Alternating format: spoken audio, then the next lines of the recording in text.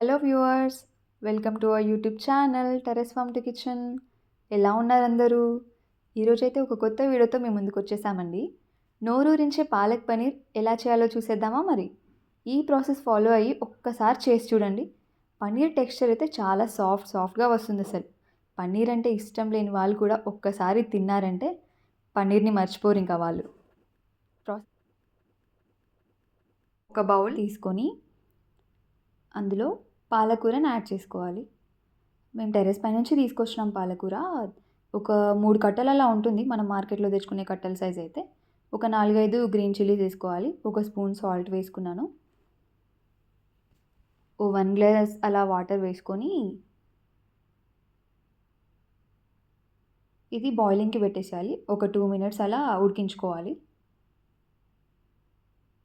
2 నిమిషాలు అయినాక చూస్తే చూడండి ఎంత బాగా మగ్గిపోయిందో. చాలా సాఫ్ట్‌గా అయిపోయింది పాలకూర. దీన్ని స్ట్రెయిన్ చేసుకోవాలి మనము స్ట్రెయినర్‌లో. ఆ వాటర్ అంతా వెళ్ళిపోయి కొంచెము చల్లగా అయిన తర్వాత మిక్సీ జార్లోకి తీసేసుకోవాలి. ఒక 7-8 కాజూస్ వేసుకున్నాను నేను. ఆ కాజూస్ నానబెట్టుకొని కూడా వేసుకోవచ్చు. ఇప్పుడు ఇవంతా మిక్సీ పట్టేసుకోవాలి. చూడండి మిక్సీ పట్టేసినాక ఎంత స్మూత్‌గా పేస్ట్ అయిందో. స్టవ్ పైన ప్యాన్ పెట్టుకొని ఒక 2 టేబుల్ స్పూన్ ఆయిల్ వేసేసుకోవాలి. ఆయిల్ వేసుకున్న తర్వాత లవంగాలు, బిర్యానీ లీఫ్,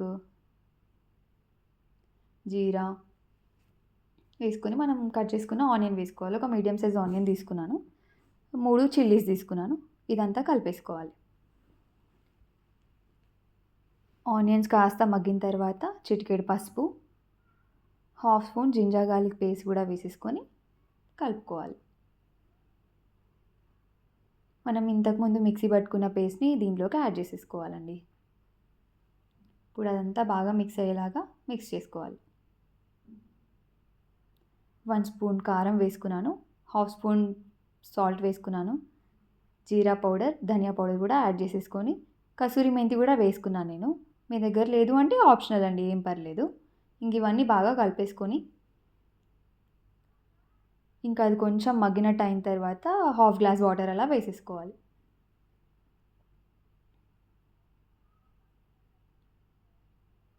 ఒక 2 మినిట్స్ స్టవ్ పైన అలా పెట్టుకొని తర్వాత చూస్తే ఇలా ఆయిల్ బయటకు వస్తుంది.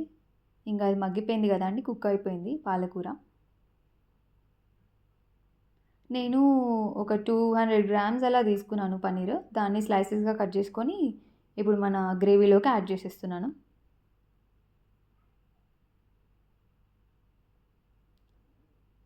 చాలా టేస్టీగా ఉంటుందండి పాలక్ పన్నీర్ కర్రీ అసలు. మనం ట్రై చేస్తే చూడండి, మీరసలు ట్రై చేసి నాకు రివ్యూస్‌లో చెప్పండి అసలు ఎలా వచ్చిందో మీకు గూడా. ఆయిల్ బయటకొస్తుంది కర్రీలోంచి. అంతా బాగా కలుపుకోవాలి. నేను స్టీల్ కడాయి పెట్టుకున్నాను కాబట్టి చాలా ఫ్రీక్వెంట్‌గా మిక్స్ చేస్తూ ఉండాలనమాట. అల్యూమినియంది అయితే పర్లేదు ఎక్కువ అడిగేమంటది కానీ స్టీల్ కడాయిలో చాలా కలుపుతూ ఉండాలి. లాస్ట్‌లో కొంచెం ఆయిల్ ఏసుకొని రెడ్ చిల్లీస్, కరివేపాకు ఏసుకొని ఒక తడక ఏసుకున్నామంటే ఆహా! భలే రుచొస్తుందండి కర్రీకి. అదే అసలు ఎక్స్ట్రా అడిషనల్ ఫ్లేవర్ యాడ్ చేయడానికి ఇది. చూడండి ఎంత ఈజీగా అయిపోయిందో ప్రాసెస్. ఈ గ్యాప్‌లో కొత్త వాళ్ళు ఎవరైనా మన వీడియోస్ చూస్తే సబ్స్క్రైబ్ చేయండి. మనకు కూడా ఎంకరేజింగ్‌గా ఉంటుంది ఇలాంటి టేస్టీ వీడియోస్ చేయడానికి. అంతే అండి, రెడీ. నోరూరించే పాలక్ పనీర్. రైస్‌తో అయినా, చపాతీతో అయినా చాలా బావుంటుందండి ఈ కర్రీ.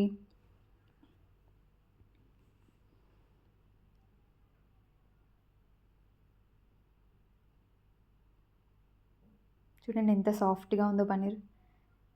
మా వీడియో కనుక మీకు నచ్చినట్టయితే please do subscribe to our channel. మా వీడియోస్ని లైక్ చేయండి, కామెంట్ చేయండి అండ్ మీ ఫ్రెండ్స్ అండ్ ఫ్యామిలీకి షేర్ చేయండి. Thank you.